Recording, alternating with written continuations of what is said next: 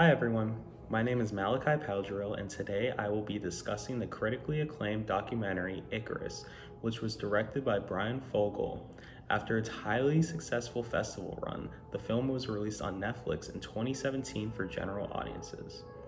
Fogel's film is centered around his personal journey of uncovering how professional athletes take performing enhancing drugs, or PEDs, and still pass the regulated drug testing system.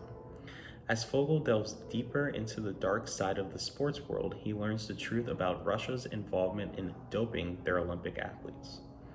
The filmmaker's exploration of this topic started through a small-scale lens, as his initial research was centered around his fascination with infamous cyclist Lance Armstrong. As an amateur cyclist himself, Fogel wanted to see how easy it would be to actually dope yourself with PEDs without getting caught. Early on in the documentary, Fogel claims that many athletes dope themselves because they believe they can get away with it. In an attempt to back these claims, Fogel connects with multiple experts before finally becoming acquainted with Grigory Rodchenkov, the director of Russia's anti-doping laboratory. Through numerous interactions and interviews, Rodchenkov confesses that he is the overseer of his country's government-sponsored Olympic doping program. This admission propels a scheme that reveals to the audience how meticulous the process of cheating the PED test can be. As viewers, we were granted unprecedented insight into this dark side that is beneath what is typically covered in the sports world. The documentary would go on to take a dramatic turn as a scientist reveals that the Russian government was onto him. Rodchenkov would go on to flee the country for the United States as he was deeply fearful for his life. Rodchenkov and Fogel would go on to reveal their findings to the Department of Justice. The doctor provided more than ample evidence to prove that the Russian government was behind a massive scandal of doping their Olympic athletes. To this day, Russia claims to have had no involvement in what is being accused. Overall, the documentary was a strong example of an artist using their creative freedom to put themselves at the forefront of the film. Based on what we have learned in this class, Icarus is a strong example of participatory and expository modes of documentary. In terms of participatory, Bill Nichols reasons that this film mode is accomplished when the filmmaker's relationship to the subject is documented on camera. In the instance of this film, Brian Fogel is one of the lead protagonists. As an audience, we are viewing the filmmaker's journey into exploring their subject.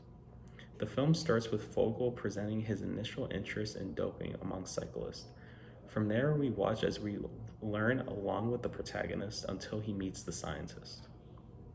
The expository mode of documentary aligns with a more traditional presentation of narrative documentary. Nichols claims that these types of documentaries have a narration occurring over images that accompany what the filmmaker is trying to convey.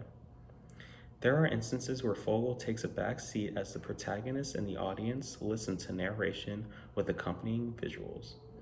Typically, when the film is trying to provide further context surrounding cycling or the doping scandal as a whole, the film will transition to the more common expository mode. Even though the filmmaker's participation in the film is unusual, I think it serves the overall story. As a viewer, the film plays like a mystery in the sense that we follow his journey into uncovering a dark conspiracy. The audience learns all the crucial information as the protagonist learns it. For example, when Rodchenkov reveals his involvement with the doping scandal, it plays like a narrative in the sense that it represents a climactic story beat.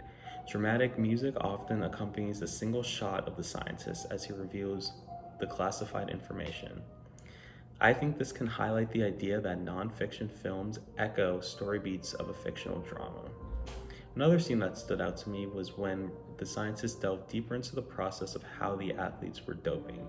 The film would alternate between real footage of the athletes and animations that could further accentuate how these drugs affected the athlete. The scene felt experimental in the sense that there was a mix of multiple visual mediums to convey a single message. I think it was utilized effectively because facts were being presented and the animations helped bring these ideas to life. Overall, Fogel's award-winning documentary is a unique and engaging display of storytelling within documentary.